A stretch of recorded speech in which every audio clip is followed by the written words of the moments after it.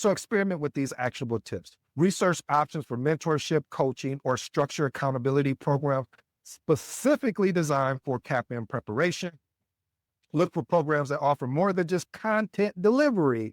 Focus on progress tracking and motivational support. And the next one I would like for you to experiment with, consider the opportunity cost. What is the opportunity cost? The extended study or potential exam retake versus the investment in a program that can streamline your path to certification and provide a supportive framework. Point number two, ignoring the exam outline updates. Boy, oh boy, candidates sometimes begin their studies using existing materials or courses without actively checking for or incorporating the latest update into that is from the CAPM exam content outline provided by PMI. You'll normally see it as letters ECO, exam content outline.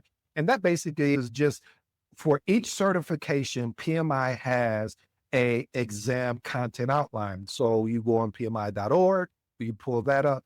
And the reason why this is important because the exam content outline is literally the blueprint for the CAPM exam. It details the domains, the tasks, knowledge, and skills that will be accessed during the exam. PMI periodically updates this outline to reflect current project management practices.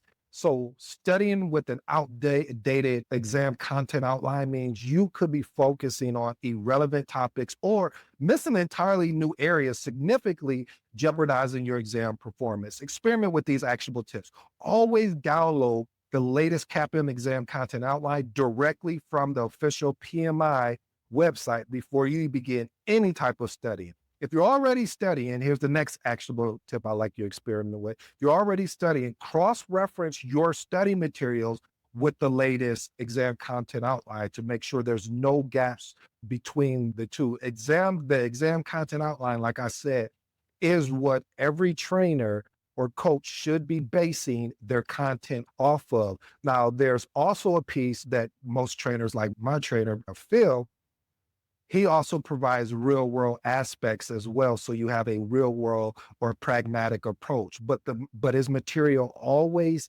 is aligned with the exam content outline. And the last one, ensure any training provider or course explicitly states they are aligned with the current exam content outline. Point number three, memorizing instead of understanding.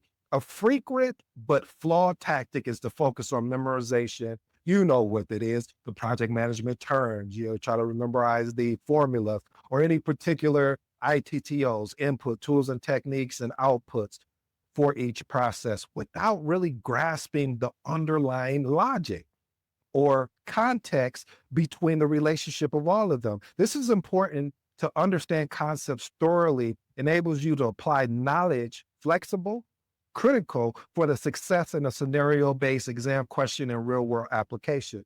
Now, when I say scenario-based, I'm not talking about the scenario-based based off of the PMP.